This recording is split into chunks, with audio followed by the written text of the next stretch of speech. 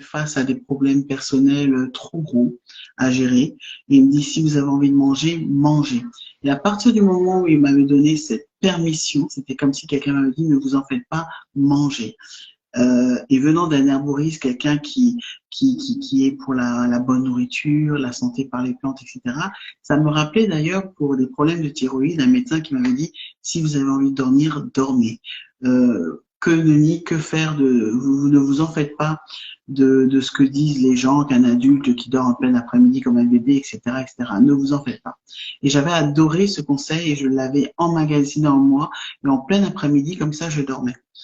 Et là, j'ai fait la même chose pour la nourriture. J'ai mangé. Et en fait, ça m'a emmené quand même à une bonne dizaine, allez, 8 kilos.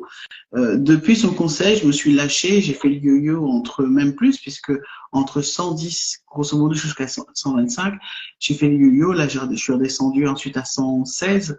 Et là, j'ai repris 3-4 lors de derniers problèmes. Mais le fait d'avoir dégrossi, qu'est-ce qui ne fonctionnait pas dans ma vie? Je me suis retrouvé avec des problèmes énormes que je ne connaissais pas, ou du moins que mon cerveau avait bypassé, c'était le cas de le dire. Des tas de choses qui étaient enfouies de mon enfance, de ma famille, et en fait que j'avais au quotidien, mais que j'avais mis de côté en 16. Et là, j'ai repris 3-4 lors de derniers problèmes. Mais le fait d'avoir dégrossi, qu'est-ce qui ne fonctionnait pas dans ma vie? Je me suis retrouvé avec des problèmes énormes que je ne connaissais pas, ou du moins que mon cerveau avait bypassé, c'était le cas de le dire. Des tas de choses qui étaient enfouies de mon enfance, de ma famille, et en fait que j'avais au quotidien, mais que j'avais mis de côté. C'est comme si on mettait dans une besace, dans un sac, tout ce qu'on n'a pas envie de gérer, et au quotidien on essaie de fonctionner. On essaie de fonctionner. Pendant ce temps-là, le corps, lui, il inscrit la charge émotionnelle que représentent en fait tous ces problèmes. Et je m'étais rendu compte que je mangeais souvent en présence de certaines personnes ou en réaction au contact de certaines personnes. Donc j'ai commencé à faire le vide, à vraiment déblayer, et aussi j'essayais de voir qu'est-ce que je mange. Et là récemment, j'ai réussi enfin, dans un Monoprix, je regarde, donc il y a l'étalage de gâteaux. J'en mange pas normalement tout le temps, parce que vous voyez, j'ai plein de petits boutons, moi tout ce qui est chocolat et fromage, tout de suite, je germe comme un vrai champ. Et pour la première fois, je regarde tout cet étalage, je me dis, je vaux mieux que ça. Cette simple phrase, je vaux enfin j'ai intégré que je vaux mieux que ça, tout simplement. Et là, je me dis, bah, j'irai manger des gâteaux, quelque chose, mais je veux manger le meilleur.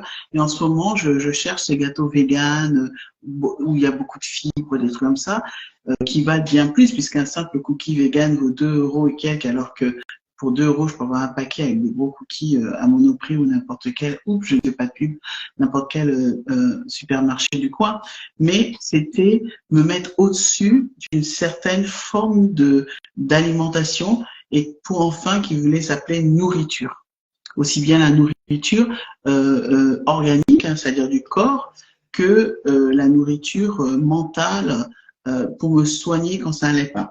Alors comme j'ai fait pas un pari, mais j'ai fait une sorte de challenge avec ce monsieur, donc comme j'expliquais tout à l'heure, qui était offusqué parce que je lui disais, alors surtout prononcer je suis grosse et c'est pas de ma faute. Alors là, ça fait hurler certains, puisque sur un de mes posts tout au début de cette page et de l'ancienne page, il y avait quelqu'un qui m'avait ambiancé en me disant, mais qu'est-ce que c'est que cette phrase, je suis grosse et ce n'est pas de ma faute. Et je lui dis, bah, c'est pareil, des fois, il y a des gens qui sont fumeurs, c'est pas de leur faute. Et il y a des gens qui sont drogués, c'est pas de leur faute. Et il n'arrivait pas à comprendre. Et ensuite, quand je lui ai expliqué mon cas, 20 kilos en 10 jours après une erreur médicale, 40 kilos, problème de thyroïde inversé, etc. Là, la personne a enlevé son commentaire. Donc, cet ami qui a eu du mal à intégrer cette phrase a finalement dit, OK, voilà ce qu'on va faire. On va faire un challenge jusqu'à la fin du mois de juin. Et chacun, alors ce qui a été bien, c'est qu'il a eu du respect vis-à-vis de l'obésité, bien que lui ne comprend pas qu'on puisse être en forte corpulence et obèse sans que ce soit notre faute, c'est-à-dire direct. Pour lui, il fait un peu partie des gens qui disent déposer la fourchette, comme moi je dirais déposer la cigarette. Ça veut dire il y a des gens depuis des années, ils essayent d'arrêter de fumer, ils n'y arrivent pas. Ils essayent d'arrêter l'alcool, ils n'y arrivent pas. J'ai un beau discours que j'ai eu avec un gourou indien qui disait effectivement que, et je crois que certains le connaissent, Sadhguru, qui parlait de la compulsion. On a tous à un moment une sorte de bouton compulsif. Et donc, ben, certains choisissent l'alimentation qui est le plus basique, qui ramène le plus je dirais, à l'enfance, à la nourriture, à la survie, en fait, tout simplement. Et d'autres en sont dans d'autres types de paradis artificiels, c'est-à-dire cigarettes, alcool, drogue, sexe, tout ce qu'on peut inventer aujourd'hui, même les jeux, qui sont des phénomènes de compulsion, puisque une fois lancé, on n'arrive pas à s'arrêter. C'est comme les troubles du comportement compulsif, comme la trichotillomania. J'en ai souffert pendant pas mal d'années. J'arrivais pas à arrêter de m'arracher les cils. Donc tous ces troubles compulsifs, j'aimais beaucoup parce que un de ces gourous disait, c'est la différence entre taste of the tongue, ça veut dire le goût de la langue, et la vraie nourriture, c'est-à-dire quelqu'un qui va pouvoir acheter un paquet de gâteaux pour le manger, c'est pas de la nourriture, c'est-à-dire il le fait pas pour vivre, il le fait parce que mentalement la charge émotionnelle est telle qu'elle demande à ce qu'il y ait un certain produit qui représente quelque chose, et forcément après on oublie tout ce qui est la biochimie et la biologie derrière les produits, mais au départ, on va chercher un gâteau, quelque chose de sucré. Ensuite, effectivement, on pourrait très bien manger une pomme de terre quand on va pas très bien ou quand on a un moment où on veut avoir une nourriture câlin. On pourrait très bien aller prendre une feuille de salade ou un céleri. Et pourtant non, c'est qu'il y a quelque chose qui nous dit je veux aller prendre un gâteau parce que à ce stade-là, ce n'est plus de la nourriture organique qu'on cherche, mais c'est de la nourriture représentative et de la nourriture câline. Donc, on a fait un challenge. Je reviendrai sur le sujet, notamment avec Karine, avec lequel on voulait commencer le live, mais j'ai vu, Karine, que vous n'y arrivez pas. Mais ça me fera très plaisir de faire ce live à ce sujet. Pour l'instant, on a lancé un challenge. J'ai accepté. C'était pas un pari, hein, parce que je lui ai dit, avec des problèmes de thyroïde, des problèmes de diabète, quelqu'un ne maigrit pas de la même manière, il ne suffit pas de lever la fourchette.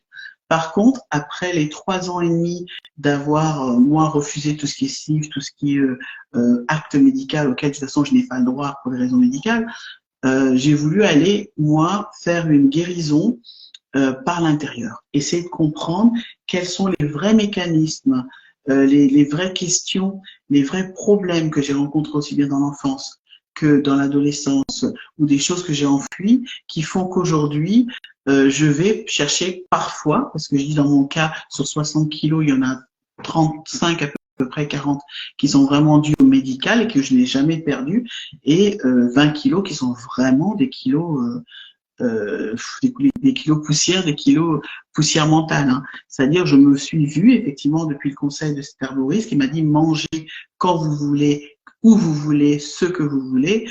Des fois, je me suis vue faire des mélanges absolument incroyables de sucre, de sel, de saucisson, de machin. Et surtout quand je reviens souvent en France, alors là, c'est la bérésina. Je fais le tour des boulangeries, je me gorge de tous ces produits qui sont magnifiques qu'on trouve pas à l'étranger. Et puis une fois à l'étranger, bah, bizarrement, je prends du poids plus à l'étranger que du coup quand je suis en France. Donc ça veut bien dire quelque chose. Il y a quelque chose dans la satisfaction aussi gustative, dans le côté social de la chose, de sortir, de se faire belle, il y a quelque chose de tout ça que je fais souvent quand je suis en France, dans un cadre plutôt d'événementiel. Donc, il y a quelque chose quand même à dégrossir. Alors, Karine, tout à l'heure, quand vous disiez pour 1m57, 197 kilos, vous, on vous a proposé automatiquement l'acte chirurgical et vous avez perdu 100 kilos. Donc, comme je vous dis en privé, on aura l'occasion de se caler un live. Mais moi, en général, je pense qu'il y a moyen, et je ne le dis pas parce que comme je dis à l'autre monsieur, chaque obésité, chaque forte corpulence a une origine unique. Il n'y a pas une recette pour tout le monde qui dit voilà, je suis gros, c'est parce que je mange de la pizza. Une personne peut manger de la pizza toute la journée et ne pas prendre de poids, comme une autre peut manger juste de la pizza à une heure de la journée, une certaine heure de la journée et prendre du poids. Donc voilà. Donc c'était le sujet du live aujourd'hui. Ce monsieur que j'avais rencontré, qui est aussi un ami social, mais c'est intéressant de voir que dans mon propre environnement, ma propre vicinité, des gens me voient au quotidien, des gens me côtoient depuis des années. Et quand on met quand même le doigt sur ce sujet-là, ça coince. Ça veut dire que pour eux, même s'ils me voient, qu'ils voient le travail que je fais, qu'ils voient mon métier, qu'ils voient les accomplissements que je fais, ça les gêne parce que c'est ma faute. Et surtout quand je dis que je suis grosse et ce n'est pas ma faute, alors ils montent au rideau et ils sont persuadés que ça veut dire que c'est un manque de discipline, c'est un manque de savoir-vivre aussi, puisque certains sont offensés d'avoir une personne en forte corpulence. Alors, quand je dis forte corpulence, je dis c'est les tailles moyennes. Pour moi, quelqu'un qui est enrobé n'est pas obèse. L'obésité commence vraiment quand je pense que, un peu comme en anglais, un clogging, c'est-à-dire ça commence à enrouer le fonctionnement du corps humain. Alors, c'est sûr que tout à l'heure, Karine, qui nous disait qu'elle faisait 1,57 m pour 197 kilos, moi, je suis arrivée à 125 kilos au total sur 1,73 m. Forcément, on n'a pas tout à fait le même problème, mais je peux comprendre que pour elle, arriver à ce stade-là, et d'ailleurs, il y a plusieurs degrés d'obésité, on appuie sur le piston tout le temps, tout de suite d'urgence. Mais je me dis, avant d'en arriver à ce piston de totale urgence, je suis pas convaincue que c'est nécessaire d'avoir des sleeves à gauche, à droite. Mais moi, comme je vous expliquais au début du live, j'ai voulu remonter la pente de tout ce que je traînais comme casserole, de qu'est-ce qui faisait que je mangeais, qu'est-ce qui faisait que je mangeais certaines choses à certaines heures, qu'est-ce qui faisait que des fois je mange pas du tout puisque je suis à fond en train de bosser et à un moment donné je vais être contrariée, je vais avoir quelque chose va aller taper dans une zone qui est très faible chez moi et là je vais avoir un besoin de confort et de réconfort. Voilà. Donc c'est pas nécessairement mettre de la mayonnaise partout, mais c'est à ce moment-là je réalise effectivement depuis ce conseil de l'herboriste que je peux caler presque 3 repas en un, c'est-à-dire la quantité de 3 repas en un. Et avec l'habitude, je vois que le corps s'est adapté, c'est-à-dire que à une époque, j'aurais pas pu avoir presque 3 repas en un, c'est-à-dire ce que je mange, c'est-à-dire 3 portions en un. Donc, par contre, le seul super point positif de cette expérimentation avec cet herboriste de manger ce que je voulais sans se poser de questions, c'est qu'après avoir regardé le saucisson presque à côté de la confiture, bien que je suis pas trop confiture, mais on va dire le sucré à côté du salé, de manger une orange après de manger quelque chose, je me suis bien compris où était mon côté compulsif. Et puis la dernière chose, pour m'en sortir, parce que ça fait 3 ans et demi que je fais l'expérimentation, je pensais pas que ça allait prendre autant de temps. J'ai pu dégorger les problèmes familiaux et les problèmes des casseroles que je traînais, mais je me suis aussi amusée à manger ce que je voulais dans les derniers 6 mois, mais à rajouter automatiquement une pomme, une orange, une clémentine, de façon à ce que mon cerveau intègre que malgré que je viens de manger la barre de chocolat ou que quoi que ce soit et que j'ai aucune culpabilité, il intègre aussi que me nourrir dans ces moments de détresse, ça fait aussi partie du nouveau jeu. Et là, j'accepte son challenge, donc je viens de me faire un jus. Alors ça, c'était quelque chose que je faisais beaucoup à l'époque où j'étais plutôt danseuse sportive et que j'étais en fait très en forme. Les jus. Alors depuis les pays anglo-saxons, j'ai adoré. J'avais ces machines que je travaille avec moi dans les bagages. C'est pas très gros. Je vous montrerai dans la petite vidéo que j'ai faite tout à l'heure, aussi bien la centrifugeuse qui fait les jus que le petit blender de voyage. Celui-là, c'est le Baby Ninja, donc ça fait un blender d'à peu près 500 millilitres, je crois que vous voyez comme ça. Donc je fais des mélanges différents, beaucoup de concombres. Là, il y a concombre, gingembre, orange, pomme verte, à peu près pomme qui est pas trop verte. C'est pas la Granny Smith, mais c'est des pommes qui sont pas trop sucrées, mais ça permet de me remplir parce qu'en fait, j'avais compris dans cette expérimentation avec cet herboriste, que j'avais besoin de me remplir. En fait, c'est ça. Moi, j'ai trouvé le fameux piston compulsion. C'est le piston où j'ai besoin d'avoir le ventre super tiré. C'est-à-dire, et je fais ça depuis l'enfance, j'avais complètement oublié que je faisais ça dans l'enfance aussi. Une fois que j'étais soit contrariée, soit fatiguée, parce que je mange aussi quand je suis fatiguée, très très fatiguée. Au lieu d'aller me prendre une douche, me faire un massage et après de m'endormir, non, moi je commence à manger. Donc j'avais besoin d'avoir le ventre tellement tiré que mon corps ne peut plus faire autre chose que de se poser. Donc dans l'expérimentation, j'ai réalisé que mon problème, c'est que je n'arrivais pas à me poser quand j'étais contrariée ou j'étais en détresse. Je n'arrivais pas à m'asseoir, à tout éteindre autour de moi. Et donc le seul moyen, c'est d'exploser mon ventre en fait, pour qu'ensuite je me pose, parce qu'une fois que j'en ai trop comme ça dans le ventre, je ne peux plus fonctionner. Et aujourd'hui, je trouve d'autres moyens de me poser, des vidéos, des films que je regarde, ou parfois j'éteins le téléphone carrément, où je dis non. J'ai appris à dire non, tout simplement. Je vous remercie beaucoup tous d'avoir regardé ce live. Alors c'est sûr que hello Sandrine, Sandrine, hein, c'est Sandre Mam qui m'a rejoint, Morgane aussi. Merci Morgane. Je suis de retour. Donc c'était la fin, Festival de Cannes, Grand Prix, tout ça. Je vais pouvoir me concentrer sur cette saison d'été puisque j'ai accepté le challenge. Alors lui, c'est un homme, donc il pense perdre, je crois, 10 kilos. 10 kilos sur 6 semaines. 6 semaines, presque 8 semaines. J'ai pas cette ambition, mais moi, je lui ai dit 5, comme ça, dans la foulée. Alors qu'en fait, je suis pas sûre, mais bon, au moins, ce que je veux pas le faire comme une obligation, mais si vous voulez suivre ce challenge avec nous, l'idée, c'est d'arriver, on va dire, vers le 15 juillet, en plein saison d'été, en ayant changé quelque chose dans soit dans notre alimentation, soit dans notre façon de fonctionner avec les gens, pour nous alléger, en fait, c'est ça. Et pour répéter ce que je vais continuer à répéter dans les prochaines vidéos, je ferai quelques lives comme ça. Alors j'ai expliqué au début de la vidéo que c'est que j'ai plus de mémoire dans mon téléphone, donc je préfère faire des lives et je les enregistre directement en Reels.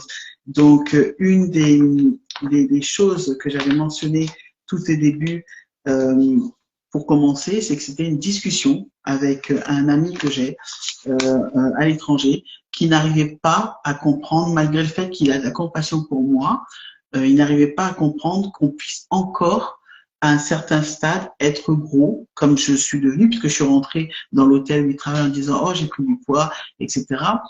Il n'arrivait pas à comprendre qu'on ne puisse rien faire et qu'on se complaise, en fait, comme ça. Et j'avais été choquée de son intervention, parce que je pensais qu'automatiquement les gens qui m'entourent, quand ils voyaient ma vie, ils me voyaient pas que l'obésité en fait. Et ils voyaient ce que je leur apportais, ce qu'on s'apporte les uns les autres, le travail que je fais. Et en fait, le live est parti de là parce que j'ai accepté ce challenge, mais c'est après une bonne discussion avec lui, où je lui dis que vous savez, quand vous nous attaquez tous, les personnes en forte corpulence, d'emblée comme ça en disant tu peux perdre du poids, c'est déjà une attaque et c'est une atteinte à notre vie privée. C'est comme si moi j'allais voir quelqu'un qui fume en disant pour arrêter de fumer, il suffit que tu remettes la cigarette dans ta poche. Voilà. Et cette personne ne suivra pas ce live parce que c'est en français, que lui il ne parle qu'anglais, mais je pense que c'est même pas son intérêt. Mais du coup, on a bien discuté. J'ai remis les pendules à l'heure, mais je suis pas sûre qu'il ait intégré l'idée. Pour lui, toujours une personne en forte corpulence, par opposition à un drogué, un fumeur, un alcoolique, ça devrait être plus facile. Alors, voilà. Dans les prochains lives, je ne vais pas forcément que discuter de nourriture, parce que c'est aussi sur cette page quelque chose qui m'agace, et c'est pour ça que j'ai rajouté racisme et misogynie, même si parfois tout va de pair, mais parce qu'on s'attend qu'une personne en forte corpulence ne parle que de poids. Eh ben moi, je ne parlerai pas que de poids. Je parlerai aussi des sujets qui fâchent, l'argent, l'amour, le sexe dans le couple, la société, les couples mixtes, les relations homme-homme, femme-femme, les relations noir-blanc, noir-asiatique, noir, tout ce que vous voulez, mais des choses que j'ai vécues. J'irai pas inventer des histoires, j'irai parler de choses que j'ai vécues. Et un des prochains lives sera justement la place de la femme noire dans les sociétés occidentales. Ça change, mais je crois qu'il faut qu'on en parle. Et ça, c'est un des prochains lives. Donc, s'il y a quelqu'un qui veut en faire partie ou parler, ce sera avec plaisir. Je sais que ce sont des sujets qui fâchent, mais je pense que il faut ouvrir le débat plutôt que d'être à tous à couteau tiré, parler derrière et de rien dire devant. Voilà. Je vous dis à très très bientôt. Alors, merci Karine, merci Sandrine, merci Morgane. Je vais éteindre ce live et puis n'hésitez pas à m'envoyer des sujets. Je suis donc de retour et je partagerai avec vous aussi tout ce qui était styling, vêtements pendant le festival de Cannes, tout ça, parce qu'être à 120 kilos sur les talons, c'était pas simple. Niveau vêtements aussi, donc j'avais testé une garde-robe et que je ferai ce live avec vous demain. À très bientôt tout le monde. Rentrez bien, bonne soirée. Hello les